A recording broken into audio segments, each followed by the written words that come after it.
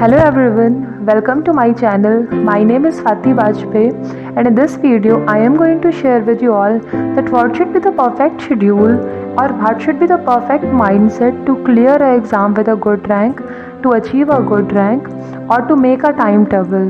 What are the things that you should not do? What are the things that you should primarily do? What should be the priority of doing things? So in this video we will discuss all these things.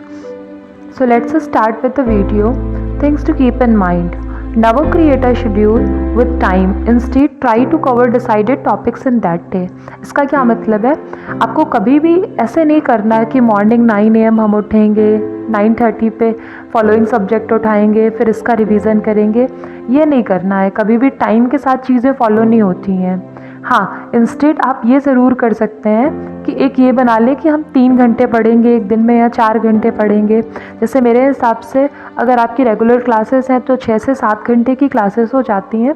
उसके बाद अगर अभी से आप 6 से 7 घंटे regular अपनी studies में दे रहे हैं तो I think that are sufficient to have a good rank. ठीक है, तो अब हम लोग यहाँ पे डिस्कस करेंगे कि हम लोग को कैसे टॉपिक बनाना चाहिए, कैसे शेड्यूल बनाना चाहिए. सुबह जैसे हम लोग उठे तो सुबह पहले चीज़ तो हम लोग को ये करनी है कि हम लोगों ने आज डिसाइड किया कि हमें 6 घंटे पढ़ने हैं. अब 6 घंटे में हम लोगों ने आवर्स डिसाइड कर लिए कि कितना टाइम हम लोग रिवीजन को देंगे, कितना टाइम हम लोग क्वेश्चन प्रैक्टिस को देंगे.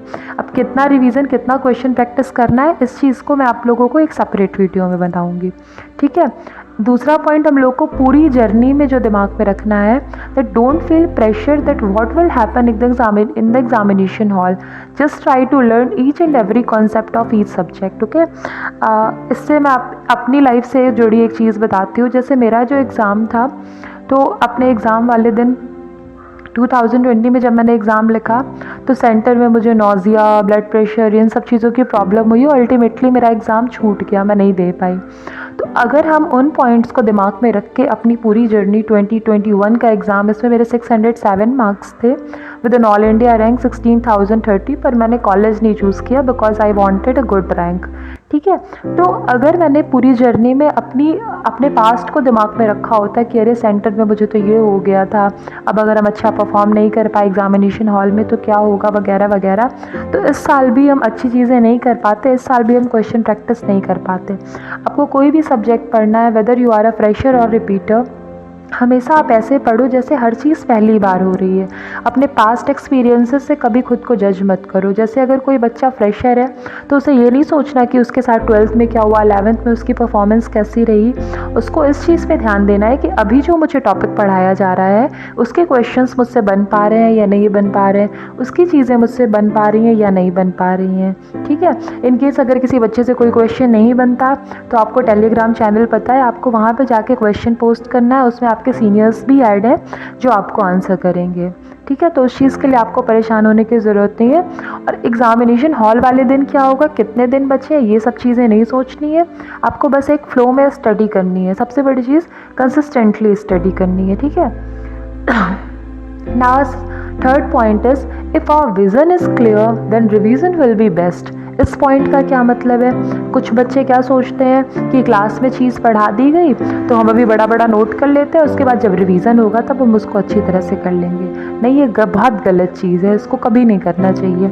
हमेशा याद रखें कि अगर हमारा विज़न अच्छा है तो हमारा रिवीजन बहुत अच्छा होगा. तो जब आप क्लास में जाएं तो इतना ज़्यादा एक्टिव होकर के बैठें, या जो बच्चे ऑनलाइन पढ़ रहे हैं तो जब ऑनलाइन क्लास चल रही है तो आपको इतना ज़्यादा फोकस्ड होकर के क्लास में मन लगाना है कि उस टाइम आपके दिमाग में कुछ भी ना चल रहा हो. टीचर अगर फिजिक्स में बोले काइनेमैटिक्स के अंदर कि हाँ बॉल गिल रही है, इनर्शिया लग रहा है, तो जो जो चीज़ें टीचर बोले, केमिस्ट्री में स्टेरिक हिंड्रेंस, हर चीज़ बच्चा बोलता है कि बहुत सारे एक्सेप्शंस हैं, लेकिन अगर आप अपने दिमाग से चीज़ों को समझ करके एक पेशेंस के साथ में पढ़ोगे तो नथिंग इज़ टफ. तो आपको इन सब चीज़ों पे फोकस रखना है कि कभी भी आपको ये रिवीजन नहीं कि बाद में पढ़ लेंगे अभी नहीं आया. हमेशा विज़न को अपने बेस्ट रखने की कोशिश करना है कि पहली बार में ही वो चीज़ इतनी अच्छी आ गई हो कि आप किसी और को समझा सकें. इसको आगे कैसे करना है इसके लिए भी हम लोग अलग से बात करेंगे. In case you feel you can not revise all 3 subject in a single day. हाँ, ये बहुत इंपॉर्टेंट पॉइंट है। अब जैसे कुछ बच्चों का केस क्या हो जाता है, बायो हो जाती है, फिजिक्स हो जाती है, केमिस्ट्री हो जाती है, कोचिंग 6-7 घंटे की हो गई, तो उसके बाद वो 5-6 घंटे अपना पढ़ने में दे पाते हैं। तो अगर वो 2-2 घंटे पर सब्जेक्ट देंगे तो वो सफिशिएंट नहीं हो पाता कई बार, क्योंकि 2 घंटे में या तो आप रिवाइज़ कर सकते हो या तो आप क्वेश्चन प्रैक्टिस कर सकते हो। तो इसके लिए जो मैं करती थी, मैं आपको बताऊँ तो आप ये कर सकते हैं कि मैं क्या करती थी, 2 सब्जेक्ट लेती थी। जैसे बायो मैं हर दिन रखती थी, एक दिन बायो के साथ मैं केमिस्ट्री रिवाइज़ करती थी और एक दिन बायो के साथ मैं फिजिक्स रिवाइज़ करती थी। ऐसे अल्टरनेट डेज में मेरे तीनों सब्जेक्ट भी रिवाइज़ होते जा रहे थे और बायो का स्कोर डेफिनेटली बायो का वेटेज ज़्यादा है, तो इस वजह से बायो में ज़्यादा फोकस भी हो जाता है। तो जैसे आपने 5 घंटे दिए तो 5 घंटे में आप 2 घंटे बायो को दे दो और 3 घंटे बचे हुए तो एक दिन केमिस्ट्री एक दिन फिजिक्स को दे दो। ऐसे ज़्यादा अच्छी पढ़ाई होती है।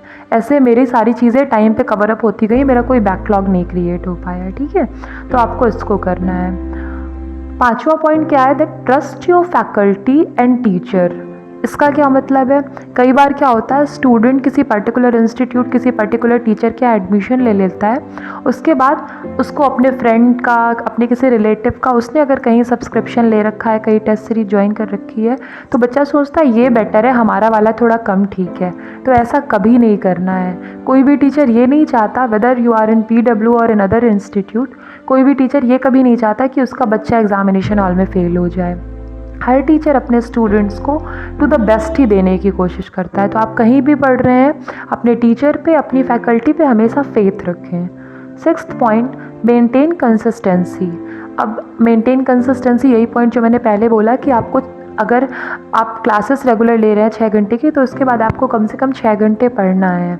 6 घंटे कैसे पढ़ना है, अगर रेगुलर नहीं हो पा रहा तो उसके लिए आप टाइम वॉच का इस्तेमाल कर सकते हैं, जिसमें आप टाइमर लगा करके पढ़ने की कोशिश करें। जैसे मेरा था तो मैं अपना टाइमर लगा लेती थी कि आज मैंने 2 घंटे पर्टिकुलर टॉपिक को दिया, फिर उसके बाद मैंने ये चीज़ें करी।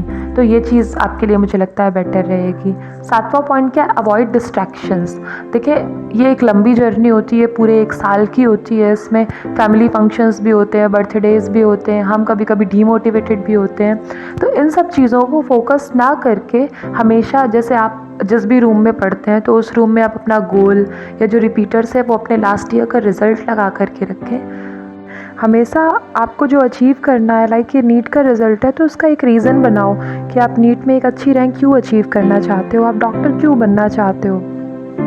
डिस्ट्रैक्शंस आएंगे उसके बाद भी, लेकिन तब भी आपको क्या करना है, जैसे ही आपको थोड़ा ख्याल आए तो आपको रिफ़्रेश करना है अपने आप को और फिर से पढ़ाई पे लग जाना है। ठीक है, तो डिस्ट्रैक्शंस नहीं आने देना है। तो that's enough for this video. और आगे आप लोग को जो भी डाउट हो उस वीडियो से रिलेटेड, आप कमेंट सेक्शन में पूछें, और आपको जिस भी चीज़ की रिक्वायरमेंट हो आप मुझे बताइए, तो उसके रिगार्डिंग मैं फिर अलग से वीडियो बना दूँगी।